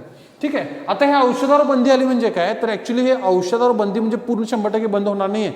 हे वेटरनरी गोष्टींसाठी, म्हणजे जे जनावरांच्या औषधामध्ये याची काय असणार, बंदी असणार आहे. कारण मनुष्य असतं, ते मनुष्य जो खातो डायक्लोफेनाक खाईल किंवा निमोसुलाइड खाईल, त्याचं जे निधन झाल्यानंतर आपण काय करतो, आपण वेगळ्या पद्धतीची विल्हेवाट लावतो. पण जनावर आपण डायरेक्ट उघड्यावर टाकतो आणि त्याच्यावर गिधाड जगतात. नेक्स्ट, हिमाचल प्रदेश लोक प्रशासन संस्थेचं नामकरण कोणाच्या नावावरून केलेलं आहे? हिमाचल प्रदेश लोक प्रशासन, डॉक्टर मनमोहन सिंग, हे लक्षात ठेवायचं. नेक्स्ट, जगातील पहिला लाकडी उपग्रह, परत बघा हा खूप महत्वाचा प्रश्न आहे. पहिला जगातला लाकडी उपग्रह, ठीक आहे, कमानवाल्यांसाठी पण महत्वाचा आहे आणि जे पोलीस भरतीची तयारी करतात त्यांच्यावर. हा जगातील पहिला लाकडी उपग्रह काय नाव आहे? लिग्नो सॅट. सॅट नाव आहे. नाव काय बघा त्याचं, लिग्नो सॅट. अर्थातच कुणी बनवलेलं असणार आहे? जपाननं बनवलेलं असणार आहे. माँ की रसोई हा योजना जी आहे, त्या माँ की रसोई योजना कुणी चालू केलेली आहे? उत्तर प्रदेशनं चालू केलेलं आहे. Copernicus climate change service, C3S म्हणतो, ठीक आहे. कोपर्निकस क्लायमेट चेंज म्हणजे कोपर्निकस क्लायमेट चेंज सर्व्हिस, म्हणून याचं नाव काय झालं? C3S. हे कुणी चालू केलेलं आहे? युरोपियन युनियननं चालू केलं आहे. या 5 प्रश्नामध्ये सगळ्यात महत्त्वाचा प्रश्न आहे, जगातील पहिला लाकडी उपग्रह लिग्नोसॅट, जपान. ठीक आहे, उरलेले आहेत ते उरलेले बघून घ्या कोणकोणते आहेत. Artificial intelligence action summit, AI summit कुठं आहे? पॅरिसमध्ये झालं आहे 2025ची. नेपच्यून क्षेपणास्त्र कोणत्या देशात? आता नेपच्यून हे युक्रेननं केलंय. नेपच्यून आहे ते त्यांनी काय केलं आहे, विकसित केलेलं एक क्षेपणास्त्र आहे. अजून एक त्यांचं आहे फ्लेमिंगो नावाचं एक क्षेपणास्त्र आहे, फ्लेमिंगो. ठीक आहे, फ्लेमिंगो हा हे क्षेपणास्त्र सुद्धा त्यांनी विकसित केलं आहे. ते फ्लेमिंगो PF5 नाव आहे बघा त्याचं. ठीक आहे, हे क्षेपणास्त्र त्यांनी विकसित केलं आहे. नेपच्यून कुणी? युक्रेननं. कोणत्या देशातील जगातील सर्वात मोठे compressed air energy storage? Compressed air energy म्हणजे कॉम्प्रेस्ड एअर कॉम्प्रेस करून, चीन. नाग MK2 कुणी विकसित केलेलं आहे? DRDO, defence. ठीक आहे, हे जे आहे DRDO जे आहे ते DRDO डिफेन्सशी संबंधित आहे. ठीक आहे, डिफेन्स रिसर्च डेव्हलपमेंट ऑर्गनायझेशन म्हणतो, रिसर्च अँड डेव्हलपमेंट ऑर्गनायझेशन. याची स्थापना जी आहे ते 1958ला झालेली आहे. इथून पुढून तुम्हाला कंटिन्युअसली काय असणार आहे? 1958 जे आहे ते 1958ला याची स्थापना झालेली आहे. इथून पुढे तुम्हाला DRDO दिसणार आहे. नाग MK क्षेपणास्त्र आहे. भारतीय रेल्वेने पेंट माय सिटी ही मोहीम कुठं सुरू केली? प्रयागराज, अलाहाबाद. हे खूप महत्त्वाचं आहे प्रत्येकाला. जे D ग्रुपची तयारी करणार आहेत, जे सरळ सेवेची तयारी करणार आहेत, जे MPSCची सेंट्रलची तयारी करणार, त्यांनी लक्षात भारतीय रेल्वेने पेंट माय सिटी, प्रयागराज. कोणत्या देशाने जगातील सर्वात मोठे कॉम्प्रेस्ड एअर एनर्जी स्टोरेज? चीन. नेपच्यून क्षेपणास्त्र म्हटलं तर युक्रेन. आणि नाग MK कुणी विकसित केले? DRDO. Next, track and field news. ठीक आहे, आता हे स्पोर्ट मॅगझिन आहे आणि इथं सर्वोत्कृष्ट भालाफेकपटू 2024चा असं कोणाची? नीरज चोप्राची निवड केलेली आहे. भार्गवास्त्र नाव बघा, भार्गवास्त्र. एक भार्गवास्त्र काय आहे तर भारतातील पहिले स्वदेशी सूक्ष्म क्षेपणास्त्र प्रणाली आहे. ठीक आहे, आणि कशाचा सामना करण्यासाठी? ड्रोनचा सामना करण्यासाठी. पाकिस्तान अलीकडे हल्ला केला, त्यांनी खूप मोठ्या ड्रोन्स आहेत ते ड्रोन्स पाठवत होते, म्हणून हे भार्गवास्त्र बनवलेलं आहे. कशाचा सामना करण्यासाठी? ड्रोनचा. पुढचा आहे राष्ट्रीय हळद मंडळ. कुठं आहे राष्ट्रीय हळद मंडळ जे आहे त्याचं उद्घाटन कुठं झालं? नवी दिल्ली. परत हे लक्षात ठेवा, महत्त्वाचा प्रश्न आहे. काशी तमिळ संगम. ठीक आहे, काशी आणि तमिळ. आता काशी तमिळ संगम म्हणजे 2 गोष्टी आहेत. नॉर्थ आणि साऊथला जोडण्याचं एक संकल्पना आहे, लक्षात घ्या. तमिळ म्हणजे काय? तमिळ लिटरेचर सगळ्यात फेमस जे आहे ते तमिळ लिटरेचर आहे. साऊथमध्ये जर गेला, द्रविडियन कल्चरमध्ये गेला, तमिळ लिटरेचर खूप फेमस होतं. मग तमिळ संगम व्हायचे, बैठका व्हायच्या. म्हणून काय केलं यांनी? एक नवीन संकल्पना आहे, काशी तमिळ संगम. हे लक्षात ठेवा. कुणी केलेलं आहे? शिक्षण मंत्रालय जे आहे ते शिक्षण मंत्रालयानं हा उपक्रम राबवलेला आहे, हा लक्षात ठेवा. कोणत्या कंपनीने भारतातील पहिला खाजगी उपग्रह नक्षत्र प्रक्षेपित केला? उपग्रहाचं नाव बघा, नक्षत्र. खाजगी उपग्रह आहे, पहिला भारतातला खाजगी उपग्रह. सगळ्यात महत्त्वाचा प्रश्न हा. खाजगी उपग्रह म्हणजे काय? बघा, आतापर्यंत जे उपग्रह असतात, सॅटेलाइट जे असतात, आपण जे पृथ्वीच्या बाहेर जे सॅटेलाइट सोडतो, ठीक आहे, त्यामध्ये मग आपण काय करत असतो? सरकार जे आहे ते सरकारचे स्टेक्स असतात.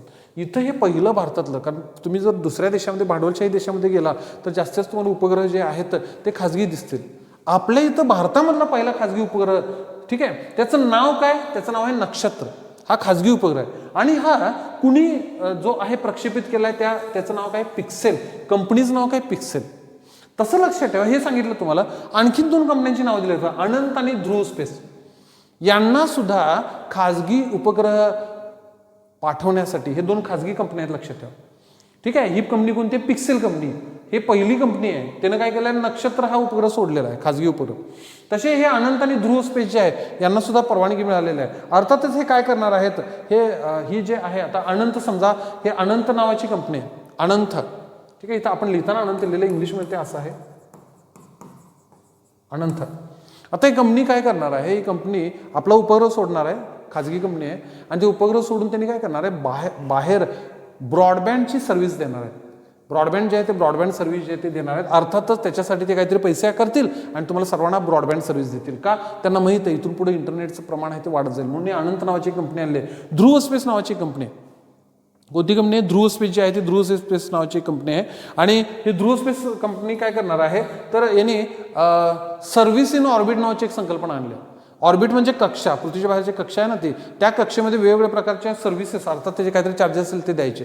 सांगण्याचं तात्पर्य काय लक्षात ठेवा, भारतामध्ये सुद्धा आता काही खाजगी कंपन्या आहेत ते उपग्रह सोडणार आहेत. भारताची पहिली खाजगी कंपनी म्हटलं तर पिक्सेल, ज्यानं पहिलं उपग्रह सोडलं म्हटलं तर नक्षत्र. यानंतर आणखीन 2 कंपन्या आहेत, त्यांना परवानगी मिळालेली आहे, अजून त्यांनी सोडलेलं नाही आहे. कोणत्या राज्य सरकारने महिलांच्या नेतृत्वाखाली स्टार्टअप्सला सक्षम करण्यासाठी शी कोहर्ट 3 उपक्रम सुरू केला? त्याचं नाव आहे पंजाब. आशियातील 2ऱ्या क्रमांकाच्या इस्कॉन मंदिरचं उद्घाटन कुठं झालेलं आहे? महाराष्ट्रामध्ये झालेलं आहे. ठीक आहे. त्यानंतर बघा, QS world future skills index 2025 मध्ये भारताचा क्रमांक कितवा आहे? 2रा आहे. कोणत्या देशाने जगातील सर्वात शक्तिशाली हायड्रोजन ट्रेन इंजिन, जगातील सर्वात शक्तिशाली हायड्रोजन ट्रेन इंजिन जे आहे ते, हा प्रश्न क्रमांक जो आहे तो प्रश्न क्रमांक किती आहे? 64 क्रमांकाचा आहे. आणि तो कुणी विकसित केला आहे? भारत जे आहे ते भारताने केलेला आहे. AI artificial intelligence. ठीक आहे. भारताची पहिली युद्धनौका. ठीक आहे. हा खूप महत्त्वाचा प्रश्न आहे, या 5 मधला हा प्रश्न महत्त्वाचा आहे. AIचा वापर करून भारताची पहिली युद्धनौका, त्याचं नाव काय आहे? त्याचं नाव आहे INS सुरत नाव आहे. नाव काय त्याचं? INS सुरत. भारताची पहिली युद्धनौका जी आहे, आर्टिफिशियल इंटेलिजन्स जे आहे त्या आर्टिफिशियल इंटेलिजन्सचा वापर करून काय करणार आहे आपण? नाव काय आहे बघा त्याचं? INS सुरत आहे. ठीक आहे. 65 नंबर ऑफ क्वेश्चन कुठला आहे? आता इथं अनेक आहे, लक्षात घ्या. 65 नंतर नेक्स्ट 66 पुरातत्वीय अनुभव संग्रहालयाचे उद्घाटन कुठं करण्यात आले? वडनगर. ठीक आहे. स्पेस डॉकिंग प्रयोग, स्पेस डेक्स म्हणतो आपण त्याला. ठीक आहे. आता ह्या जगातील 4था देश कोणता आहे? तर त्याचं नाव आहे भारत. आता स्पेस डॉकिंग प्रयोग म्हणजे काय? आपण काय करतो? स्पेस डॉक करतो, म्हणजे स्पेसमध्ये, अंतरिक्षमध्ये जातो आपण, त्याला स्पेस डॉकिंग प्रयोग म्हणतो. ट्रोजन 155. आता हे जे आहे ट्रोजन, हे आर्टिलरी तोफा प्रणाली आहे. हे कोणत्या 2 देशांनी विकसित केलेलं आहे? ट्रोजन म्हटलं तर हे बघा, एक आहे ब्राह्मोस आणि दुसरं, ब्राह्मोस म्हणजे मिसाईल आहे, आणि हे काय आहे? आर्टिलरी तोफा आहेत. हे कोणत्या 2 देशांनी केलेलं आहे? भारत आणि फ्रान्स. तसं लक्षात ठेवा. पुढे एक प्रश्न येणार आहे. ब्राह्मोस नावाचं एक मिसाईल आहे, ब्राह्मोस. हे मिसाईल कोणी डेव्हलप केलं आहे? इंडिया. आणि दुसरं कोणतं आहे? रशिया. ह्या 2 देशांनी मिळून केलेलं आहे. हे ब्राह्मोस नाव कशावरून पडलं? तर ब्रह्मपुत्रा नदी आणि रशियामधली मॉस्क नदी. मग आपण काय केलं? भारत आणि ह्या रशिया दोघांनी काय केलं? आपण ब्राह्मोस मिसाईल डेव्हलप केलं. मग ते जे मिसाईल डेव्हलप केलं, क्रूज मिसाईल आहे, मग त्याचं नाव काय ठेवायचं बाबा? हां, मग आपण ठरवलं की भारतामधली ब्रह्मपुत्रा नदी आणि रशियामधली मॉस्क नदी, ह्या 2 नद्यांचे नावं आहेत ते एकत्र कोणते नाव काय दिलं? ब्रह्मोस नाव दिलं. ठीक आहे. हे दोघांचा कोणाचा प्रकल्प आहे? संयुक्त प्रोजेक्ट होता, भारत आणि रशियाचा होता. आणि ह्या ब्रह्मोसनंच आपल्याला आता परवा मागच्या वेळी जे पाकिस्तानबरोबर जे 7 मेला जे आपण हल्ला केला, त्यामध्ये सर्वात मोठ्या प्रमाणात वापर कशात झाला? या ब्राह्मोस मिसाईलचा झाला. त्याच आधारावर, त्याच पद्धतीनं आपण ट्रोजन 155 एक आर्टिलरी तोफ प्रणाली आणणार आहे. आणि ते 2 देश कोणते आहेत? भारत आणि फ्रान्स आहे. इथं भारत आणि फ्रान्स आहे, लक्षात ठेवा. इथं कोण होतं? भारत आणि रशिया होतं ब्राह्मोसमध्ये, मिसाईलमध्ये, क्रूज मिसाईलमध्ये. इथं कोण आहे? भारत आणि फ्रान्स आहे. खो खो विश्वचषक झालं, त्यात पुरुष महिला दोन्हीमध्ये गटामध्ये भारत विजेतेपद झाले. ठीक आहे. भारतपद कुणाला विजेतेपद मिळाले? भारताला मिळालं पाहिजे. वॉरंट आणि समन्सचे प्रसारण सुलभ करण्यासाठी. आता लक्षात ठेवा, ज्यावेळी तुम्ही त्वरित, हे आता हा प्रश्न का विचारलाय सांगतो. त्वरित म्हटलं, त्वरित जर आपण असा उल्लेख केला तर त्वरित नावाचे भरपूर उपक्रम आहेत. ठीक आहे. त्वरित नावाचे भरपूर उपकरण. हे कशाच्या संदर्भात एवढं लक्षात ठेवा. त्वरित म्हणजे काय? त्वरित हे वॉरंट आणि समन्सच्या संदर्भात आहे. त्वरित कशासाठी आहे? वॉरंट म्हणजे ट्रान्समिशन करायचं, transmission of warrant. T for transmission, transmission of warrants and summons, transmission of warrants summons, ठीक आहे. याच्यावरून त्याचं नाव त्वरित जे आहे ते त्वरित पडलेलं आहे. आणि हे त्वरित जे आहे ते कुणी चालू केलेलं आहे? मध्य प्रदेशनं चालू केलं आहे. त्वरित नावाचे उपक्रम भरपूर आहेत, फक्त ते स्पेसिफिक हा प्रश्न जो पडलेला आहे जानेवारी महिन्याशी संबंधित आहे आणि म्हणून आपण दिलेला आहे transmission of warrant summons and reports by IT, transmission of warrant summons reports by IT असं आहे, त्याचं नाव त्वरित आहे. हे लक्षात ठेवा, फक्त मध्य प्रदेशनं चालू केलेलं आहे. नेक्स्ट, वॉरंट आणि प्रसारणचे सुलभ होणे, तोच प्रश्न परत रिपोर्ट झाला मग असा, त्याचं उत्तर त्वरित आहे. अंदमान निकोबार केंद्रशासित प्रदेशाच्या कोणत्या GI, ठीक आहे, भौगोलिक संकेत मिळालेला आहे. GI नावाचा एक टॅग असतो. अंदमान निकोबार म्हटल्यावर काय असणार आहे? तेल असणार आहे, नारळाचं तेल, ठीक आहे. त्यानंतर विक्रम साराभाई जे होते, विक्रम साराभाई त्यांनी भारताच्या स्पेस रिसर्चमध्ये, विक्रम साराभाई जे त्यांनी भारताच्या स्पेस रिसर्च म्हणजे अंतराळ आहे त्या अंतराळामध्ये च्या संदर्भात जे जे रिसर्च झालं, संशोधन झालं, त्यात खूप महत्त्वाची भूमिका होती, लक्षात ठेवा, विक्रम साराभाईंची. मग आपण काय केलेलं आहे, हे जे विक्रम साराभाई त्यांच्या नावावर विकास नावाचं एक इंजिन काढलं, लक्षात ठेवा, विकास नावाचं इंजिन. आता हे विकास नावाचं इंजिन कुणी विकसित केलेलं आहे? तर विकास नावाचं इंजिन जे आहे ते इस्रोनं विकसित केलेलं आहे. आणि हे जे इंजिन आहे, हे इंजिन विकसित केलं आहे, ह्यामध्ये काय आहे तर याच्यामध्ये आपण लिक्विड प्रोपल्शन सिस्टीमचा वापर करा. ह्या इंजिनमध्ये आपण लिक्विड प्रोपल्शन सिस्टीमचा वापर करणार आहे. आणि ह्या इंजिनचा वापर कशासाठी असणार आहे तर PSLV polar satellite launch vehicle आणि GSLV हे लॉन्च करण्यासाठी ह्या इंजिनचा वापर होणार आहे. या इंजिनमध्ये, ठीक आहे, या इंजिनमध्ये हे जे इंजिन असणार आहे, ह्या इंजिनचा वापर कशासाठी होणार आहे? PSLV आणि GSLV लॉन्च करण्यासाठी. पोलार सॅटेलाइट म्हणजे काय? ध्रुवीय कक्षेमध्ये आपण एखादा उपग्रह सोडतो ते, आणि जिओसंक्रनस सॅटेलाइट लॉन्च व्हेकल असे दोन असतात. PSLV जे असतं साधारणपणे ध्रुवावर पासून ध्रुवापर्यंत ते फिरत असतं, आणि GSLV जे असतं ते काय असतं, त्याचं उंची जी असते जे जवळजवळ 36,000 किलोमीटरवर सोडलं जातं, ठीक आहे. याच्यासाठी जे इंजिन लागणार आहे ते इंजिनचं नाव आहे विकास इंजिन. ते विकास इंजिन कोणी विकसित केलं आहे? इस्रोने विकसित केलं आहे. आता याचं वैशिष्ट्य काय? याच्यामध्ये दोन काय वापरणार आहे आपण? UDMH आणि दुसरं जे आहे ते म्हणजे N2O4. या दोन इंधनांचं काय करणार आहे आपण? मिक्सचर जे आहे, मिश्रण जे आहे ते मिश्रण वापरणार आहे, UDMH आणि N2O4. तुमचा अभ्यास काय आहे? कंबाईनच्या विद्यार्थ्यांनी काय करायचं आहे? UDMHचा फुल फॉर्म आणि N2O4चा. N2O4 काय सोपं आहे. हे N2O4 म्हणजे काय? N2 म्हणजे नायट्रोजन, ठीक आहे, टेट्राऑक्साईड म्हणतो आपण त्याला, नायट्रोजन टेट्राऑक्साईड N2O4. पण UDMH म्हणजे काय बघा, ह्या दोघांचं मिक्सचर जे आहे ते मिक्सचर म्हणजे मिश्रण आहे. त्या मिश्रणाचा वापर करून काय करलं आपण? लिक्विड फ्युएल तयार केलेला आहे आणि त्याचा वापर ह्या इंजिनमध्ये होणार आहे. आणि इंजिनचा वापर कशासाठी होणार आहे? PSLV आणि GSLV लॉन्च करण्यासाठी होणार आहे. हे कंबाईनच्या विद्यार्थ्यांसाठी आहे, ठीक आहे. हा जो प्रश्न 71 क्रमांकाचा डबल स्टार, अंदमान निकोबार आणि केंद्रशासित प्रदेशाच्या GI मानांकन कशासाठी मिळालंय? नारळाच्या तेलासाठी. हा पोलीस भरती सरळ सेवेसाठी आहे. वॉरंट आणि समन्स आहे, हे सुद्धा पोलीस भरती आणि सरळ सेवेसाठी आहे. हे कंबाईनच्या विद्यार्थ्यांनी याचा अभ्यास करा. 27वी इंटरनॅशनल काँग्रेस ऑन ग्लास कुठं विकसित झाली? कलकत्ता. कोणत्या देशाने मधून बाहेर पडण्याची घोषणा केली? अर्थातच अमेरिका आहे. ट्रम्प साहेब आलेत, त्याचे निर्णय जे आहेत ते विचित्र निर्णय आहेत. हा देखील त्यांचा एक विचित्र निर्णय आहे, ठीक आहे. याचं कारण काय आहे? वर्ल्ड हेल्थ ऑर्गनायझेशन जे आहे त्या हूनं काय केलेलं, ज्यावेळी कोरोना झालेलं त्यावेळी देखील तुम्हाला असं दिसेल की त्या लोकांनी असे काही निर्णय घेतलेले की तेव्हापासून अमेरिका त्यांच्याबरोबर नाराज होतं. आणि कोरोनाचं जे संक्रमण झालं ते चीनमुळे झालं असं सगळीकडे एक विषय झालेला किंवा पसरलेलं, आणि ते चीनकडून झालं नाही किंवा असं थोडं चीनच्या बाजूनं हे झुकत आहे असं कुठंतरी दिसलं. त्यावेळेपासून कोरोनाच्या कालखंडानंतरपासून अमेरिका नाराज होती आणि आपले साहेब आले आणि साहेबांनी, ट्रम्प साहेबांनी काय केलं आहे? WHO जे आहे जागतिक आरोग्य संघटना, त्यातून माघार घेतलेली आहे. पहिल्या आंतरराष्ट्रीय ऑलिम्पिक संशोधन परिषदेचे यजमान कुणाला मिळालेलं आहे? गुजरात राज्याला मिळालेलं आहे. हे सुद्धा खूप महत्त्वाचा प्रश्न आहे. या पहिल्या 5 मधला हा महत्त्वाचा प्रश्न आहे. पुढचा, आंतरराष्ट्रीय मिलेट्स फेस्टिवल कुठं झालं? कर्नाटकमध्ये झालं. आंतरराष्ट्रीय मिलेट्स फेस्टिवलचं 2025 कुठं झालं? कर्नाटकमध्ये. आता हा प्रश्न जो आहे बघा, महिला आरोग्य, ठीक आहे, महिला आरोग्य जे आहे त्या आरोग्याच्या संदर्भात एक ब्ल्यूप्रिंट बनवण्यासाठी हा प्रश्न क्रमांक आहे तो 77 क्रमांकाचा आहे. महिला आरोग्य अंतर्बंध करण्यासाठी ब्ल्यूप्रिंट कोणी बनवलेला आहे? वर्ल्ड इकॉनॉमिक फोरमनं बनवलेलं आहे. इथं WFPने दिलेच बघा, आणि त्याचं इथं फुल फॉर्म दिले, वर्ल्ड इकॉनॉमिक फोरम. मत्स्यपालन, पशुसंवर्धन आणि दुग्ध व्यवसाय मंत्रालयाने पशुधन कॉन्क्लेव्ह 2025 घेतलं, मत्स्यपालन पशुधन हे पशुधन कॉन्क्लेव्ह घेतलं 2025 मध्ये. कुठे करण्यात आलं? शिलाँगमध्ये करण्यात आलं. लक्षात ठेवायचं, विसरायचं नाही, महत्वाचं आहे. Pinaka multi barrel rocket launch कुणी आहे?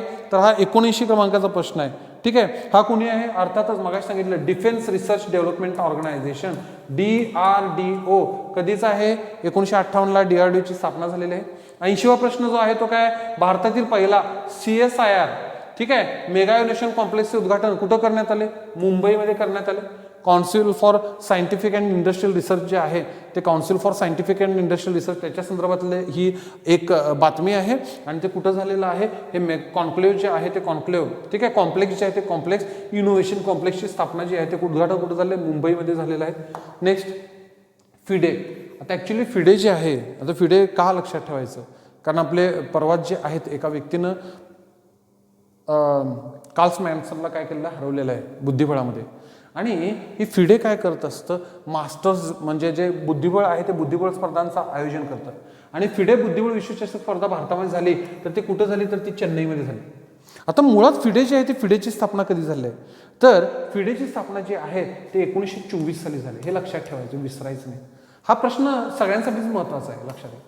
पोलीस भरती असेल किंवा कंबाईन असेल त्यांच्यासाठी महत्त्वाचं आहे. काय महत्त्वाचं आहे? एक साधा प्रश्न, फिडे बुद्धिबळ विश्वचषक 2025 कुठं झालं? चेन्नईमध्ये झालं. कंबाईनवाले काय करतील किंवा MPSC वाले UPSC वाले काय करतील? 1924ला फिडेची स्थापना झाली. आता फिडेचा जो फुल फॉर्म आहे तो काय आहे? फेडरेशन इंटरनॅशनल देश, ठीक आहे, काय आहे? देश HS असं आहे ते, HS. हे तिकडचा फ्रान्स आहे, त्या फ्रान्समधलं काय हा शब्द आहे, फ्रेंच भाषेतला शब्द आहे, त्याच्यावरून ते फिडे झालं. फिडे आहे ते फिडे. आणि 1924 जे आहे ते 1924ला काय झाले? फिडेची स्थापना झाली. तेव्हापासून आंतरराष्ट्रीय पातळीवर बुद्धिबळ स्पर्धा ज्या आहेत, बुद्धिबळ स्पर्धेच्या संदर्भात ही कार्यरत असलेली सर्वोच्च जागतिक आहे ती संस्था आहे. स्थापना कुठं झालेली आहे? हे फ्रान्स शब्द आहे, फ्रेंच शब्द आहे, फिडे FID. त्याच्यात तुम्हाला DNE काय? फेडरेशन इंटरनॅशनल देश चेस म्हणतो आपण. आणि हे जे आहे म्हणून त्याला आपण आपल्या भाषेत म्हणतात बघा, चेस खेळतो म्हणतो आपण, ठीक आहे. हे नाव आहे, हे नावाचं फुल फॉर्म आहे. ह्याची सुरुवात कुठं, स्थापना कुठं झालेली आहे? तर याची स्थापना झालेली आहे ती पॅरिसला झालेली आहे. कुठं झालेली आहे? पॅरिसला, फिडेची 1924ला.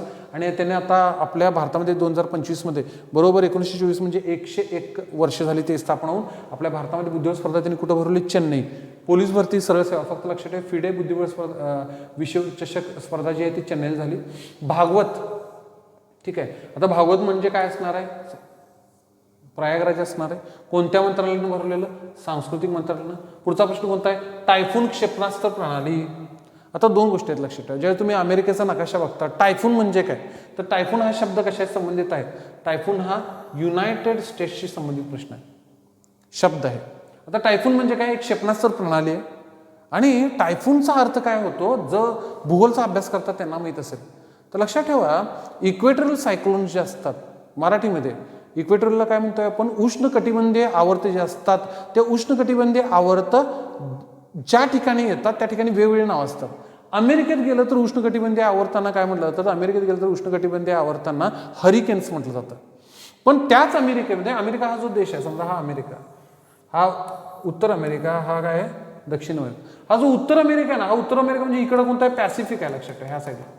आणि इथं काय? अटलांटिक आहे. पॅसिफिक महासागर आहे आणि इकडं कोणता आहे? अटलांटिक महासागर आहे.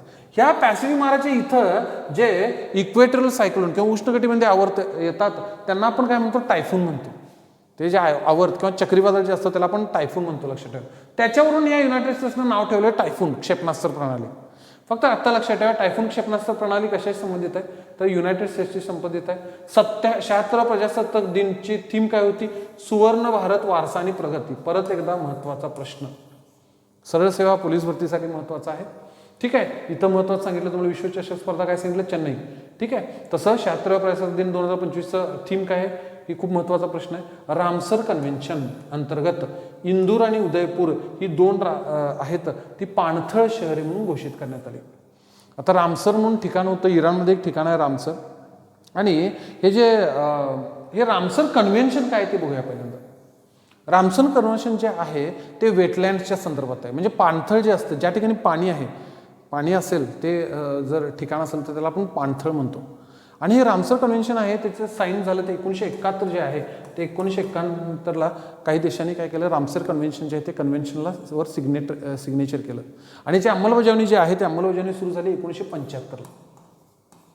जे हे सिग्नेचर त्याच्यावर केलं 1971ला बैठक झाली, त्याच्यावर सिग्नेचर झाले आणि त्याची अंमलबजावणी 1975ला झालं. हे ठिकाण आणि हे सिग्नेचर जे झालं ते कुठं झालं, रामसर म्हणून एक ठिकाण आहे. रामसर कोणत्या देशामध्ये आहे, इराण देशामध्ये रामसर नावाचं ठिकाण आहे. तिथे पहिली बैठक झालेली. मग या बैठकीमध्ये काय निर्णय केला की जगामध्ये कुठंही एखादं पाणथळ असेल तर त्या पाणथळ किंवा जे वेटलँड म्हणतो इंग्लिशमध्ये वेटलँड असेल त्या वेटलँडचं काय करायचं, संवर्धन करायचं असं ठरवण्यात आलं. मग संवर्धन कसं करणार बाबा, तर हे रामसर कन्व्हेन्शन अंतर्गत काय केलं जातं, जगातले जे जे संवर्धन करण्यासारखे जे पाणथळ ठिकाणं आहेत किंवा वेटलँड्स आहेत त्यांची एक लिस्ट आहे, ती लिस्ट बनवली जाते आणि त्यांचं संवर्धन करण्याचा प्रयत्न केला जातो. मग ही जी लिस्ट आहे किंवा यादी जी आहे त्या यादीमध्ये आता आपल्या भारतातले आणखीन 2 शहर आहेत ते वाढलेले आहेत, इंदोर आणि दुसरं आहे ते उदयपूर. ठीक आहे. नेक्स्ट पुढचा आहे advance towed artillery gun system. कुणी परत बघा प्रश्न आहे, DRDO आहे. क्लारिफाय, आता क्लॅरिफाय खूप महत्वाचं आहे लक्षात. हे क्लॅरिफाय काय ते बघू आपण. क्लॅरी म्हणजे काय, CLARI. आता ॲक्च्युली कसं आहे, आपण लिहिताना इथं देताना आपण याच्यामध्ये दिले, कशामध्ये, मराठीमध्ये दिले, पण हे काय आहे बघू आपण. क्लॅरिफाय असं आहे, कशाच्या संदर्भात आहे लक्षात ठेवा. National cyber crime reporting portal एक आहे आणि याने काय केलं, आता इथनं पुढं फ्रॉड आहेत ते वेगळ्या पद्धतीने. पूर्वीचे फ्रॉड असायचे, फसवणूक काय व्हायची, ठगी व्हायची, ती वेगळ्या पद्धतीने व्हायची. हे इथं काय केलं जातं, फसवणुकीच्या पद्धतीमध्ये बदल झाला लक्षात ठेवा. खूप मोठ्या प्रमाणात फ्रॉड आहे ते फ्रॉड होतं, फसवलं जातं. मग फ्रॉड मॅनेजमेंट करण्यासाठी, ठीक आहे, फ्रॉड बँकांच्या आहेत त्या बँकांच्या सिस्टीममध्ये एक नवीन सिस्टीम आणलेलं आहे. कुणी आणलेली आहे तर इथं सांगितलं आहे बघा, नॅशनल क्राईम रिपोर्टिंग, ठीक आहे, पोर्टल NC हे जे आहे ते. आता हे जे आहे नॅशनल सायबर क्राईम, ठीक आहे, रिपोर्टिंग पोर्टल जे आहे त्यांनी ही संकल्पना आणलेली क्लॅरिफायची. आता क्लॅरिफाय जे आहे ते क्लॅरिफाय आहे ते इंटिग्रेशन सोल्युशन आहे लक्षात ठेवा. आणि अशी ही इंटिग्रेशन सोल्युशन म्हणजे फ्रॉड आहे ते फ्रॉडला मॅनेज करायचं किंवा फ्रॉडला रोखण्यासाठी ही पहिली भारतीय बँक कोणती आहे ते राबवणारी पंजाब नॅशनल बँक आहे, PNB. ठीक आहे. हा एक प्रश्न महत्वाचा आहे, स्टार करून ठेवायला. PM यशस्वी योजनेचे प्राथमिक लक्ष्य मगाशी सांगितलेलं तुम्हाला कोणकोणते आहेत, OBC, EBC, डिनोटिफाईड ट्राईब यांच्यासाठी आहे. उत्तर प्रदेश सरकारने 2025 मध्ये एक धोरण जाहीर केलं, एरोस्पेस आणि संरक्षण आहे धोरण आहे, मंजूर केलेलं आहे. आणि एरोस्पेस आणि धोरण याच्या अंतर्गत ब्रह्मोस जे मिसाईल आहे ते आता कुठं तयार होणार आहे, उत्तर प्रदेशमध्ये लखनौमध्ये तयार होणार आहे. तुम्ही बघून ठेवा. युनिफॉर्म सिव्हिल कोड पहिल्यांदा कुठं लागू करण्यात आलं, उत्तराखंडमध्ये लागू करण्यात आलं. युनिफॉर्म सिव्हिल कोड म्हणजे काय तर मराठीमध्ये त्याला आपण समान नागरी संहिता म्हणतो. आर्टिकल कोणता आहे, कलम 44, राज्यघटनेतील कलम 44 जे आहे ते कलम 44 जे आहे त्यामध्ये ते देण्यात आलेलं आहे. कलम 44 कशामध्ये आहे, कलम 44 आहे ते भाग 4 मध्ये आहे. ठीक आहे. आणि त्याला भाग 4चं नाव काय आहे, मार्गदर्शक तत्वे. भाग 4चं नाव काय आहे, मार्गदर्शक तत्वे आहे. हे भाग 4 मार्गदर्शक तत्व आहे. त्यामध्ये कलम 44 मध्ये युनिफॉर्म सिव्हिल कोड लागू करण्याच्या संदर्भात मार्गदर्शक तत्व देण्यात आले आहे. आणि मग पहिलं राज्य भारतातलं कोणतं आहे तर तुम्ही काय म्हणणार आहे तर त्याचं नाव आहे उत्तराखंड. हा सुद्धा खूप महत्त्वाचा प्रश्न आहे, लक्षात ठेवा. ठीक आहे. नेक्स्ट, वरिष्ठ राष्ट्रीय टेबल टेनिस चॅम्पियनशिप 2025 आणि पुरुष आणि महिलाचं जे एकेरीचं विजेतेपद आहे, एकेरीचे विजेते होते कुणाला मिळालं, मानुष शाह आणि दिया चित्रे. ठीक आहे. ऑपरेशन संकल्प, ठीक आहे, कशाशी संबंधित आहे, भारतीय नौदल. आता ॲक्च्युली ऑपरेशन संकल्प काय होतं तर आता इराण बरोबर इस्रायलचा प्रॉब्लेम झालेला आणि इस्रायलनं काय केलं तर इराणच्या काही ठिकाणावर हल्ला केला. तिथं जर तुम्ही बघितला तर तिथं होमरूज म्हणून एक स्टेट आहे, सामुद्रधुनी आहे, तिथं त्याच्या संदर्भात आहे.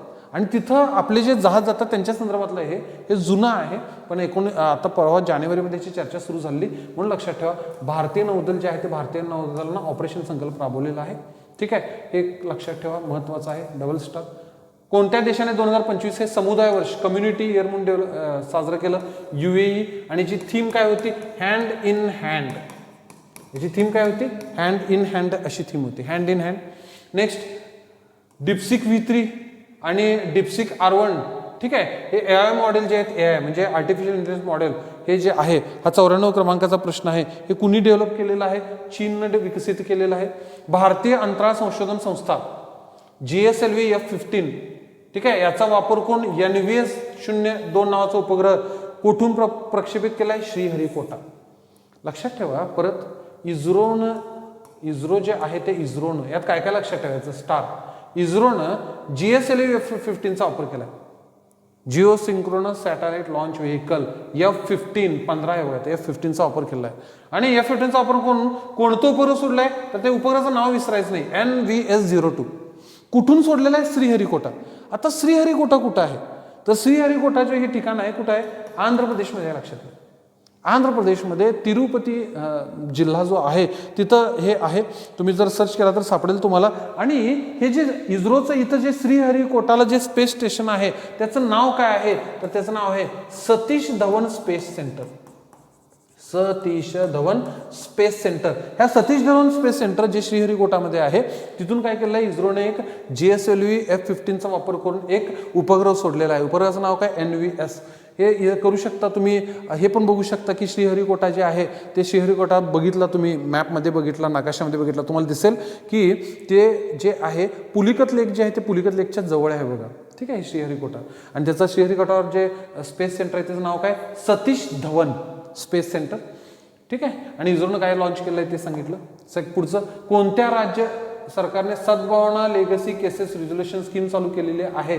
ठीक आहे. 96 क्रमांकाचा जो हा प्रश्न आहे त्याचं उत्तर काय आहे? हिमाचल प्रदेश आहे. ब्रह्मोस क्षेपणास्त्र मगाशी सांगितलं तुम्हाला चर्चेमध्ये, भारत आणि रशिया. ठीक आहे. 19वी G20 परिषद जी आहे ती 2024ची रिओ दी जेनेरिओमध्ये, ही 2024ची आहे. 19वी 2024ची आहे. लक्षात ठेवा. 1 जानेवारी 2000. हे बघा काय होतं माहिती आहे काय? आपण ज्यावेळी चालू घडामोडींचा अभ्यास करत असतो त्यावेळी जानेवारी, फेब्रुवारी, मार्च, एप्रिल, मग जानेवारीचा अभ्यास करत असताना कधी कधी डिसेंबरची पण चर्चा होत असते. डिसेंबरमध्ये ठरलेलं असताना ती जे आहे ते परिषद जानेवारीमध्ये झालेली असते. मग ती काय असणार आहे? ती अर्थातच 2024ची असणार आहे ना, म्हणून इथं लिहिलं आहे 19वी G20 परिषद 2024. कुठं भरण्यात आली? रिओ दी जेनेरिओमध्ये भरण्यात आली. 1 जानेवारी 2025. ठीक आहे. शेंगेन झोन मगाशी सांगितलं तो. आणि लास्ट शेवटचा प्रश्न जो आहे, दुहेरी कर टाळणे, याला म्हणायचं काय आहे? Double taxation avoidance agreement. Double taxation avoidance agreement हा MPSCच्या विद्यार्थ्यांनी काय आहे ते बघा अर्थशास्त्रामध्ये. आता डबल टॅक्सेशन अवॉइडन्स ॲग्रीमेंट जे आहे हे स्वित्झर्लंड बरोबर आपण केलेलं, याचं उत्तर स्वित्झर्लंड आहे. आणि स्वित्झर्लंडनं काय केलं? डबल टॅक्सेशन अवॉइडन्स ॲग्रीमेंट जे आहे याला मराठीमध्ये काय म्हणतात बघा? दुहेरी कर टाळणे. यातून काय केलं? आपल्याला भारताला न सांगता त्यांनी वैयक्तिक एकतर्फी त्यांनी आपल्या बाजूने रद्द करून टाकला. हा जो आहे डबल टॅक्सेशन अवॉइडन्स ॲग्रीमेंट जे आहे स्वित्झर्लंड या देशाबरोबर आपण 1995 साली केलं. 1994-95 हे आर्थिक वर्ष आहे. ठीक आहे. 21 एप्रिल 1995 आधी याच्याबद्दल चर्चा झाली ती 94-95 मध्ये चर्चा झालेली. आणि एप्रिल महिन्यामध्ये 1995च्या एप्रिल महिन्यामध्ये काय केलं? हे डबल टॅक्सेशन अवॉइडन्स ॲग्रीमेंट केलं. आणि त्याच्यातनं काय केलं? एकतर्फी यानं काय केलं? रद्द केलं. आणि एकतर्फी रद्द केल्यामुळं भारतातले जे फर्म्स आहेत, भारतातल्या ज्या संस्था आहेत त्यांच्यावर आता डायरेक्ट किती टक्के टॅक्स लागू होणार आहे? 10% टॅक्स लागू होणार आहे. ठीक आहे. एवढं जरी तुम्ही फक्त एवढं लक्षात ठेवा, डबल टॅक्सेशन अवॉइडन्स ॲग्रीमेंट मराठीमधून तयारी करणारी दुहेरी कर टाळणे जे आहे ते दुहेरी कर टाळणे हे जे ॲग्रीमेंट आहे यातून एकतर्फी रद्द केलं, म्हणजे स्वतः त्यांनी रद्द केलं. तो देश म्हणजे कोणता आहे? स्वित्झर्लंड आहे. मित्रांनो, असे 100 प्रश्न जे आहेत ते जानेवारी महिन्याचे आपण पाठवलेले आहेत. तुम्ही काय करा, हे जानेवारी महिन्याचे 100 प्रश्न फक्त बघा आणि काय करा, लिहून एवढे 100 प्रश्न जरी पाठ केला, कारण जानेवारी महिन्यामध्ये 31 दिवस आहेत, ते 31 दिवसामध्ये आपण 100 प्रश्न आपल्या विद्यार्थ्यांसाठी बनवलेले आहेत. तुम्ही असंच दर शुक्रवारी आपले टेस्ट होत जातील आणि त्याचं साधारणपणे 1-2 दिवसामध्ये काय भेटेल तुम्हाला त्या चालू घडामोडींचं विश्लेषण जे आहे ते विश्लेषण भेटत जाईल. तुम्ही या आपल्या विमेन स्टडी ग्रुप जे आहे ते विमेन स्टडी ग्रुप आहे त्या विमेन स्टडी ग्रुप जे चॅनल आहे ते कृपया फॉलो करा आणि आपला आहे तो फायदा करून घ्या. धन्यवाद.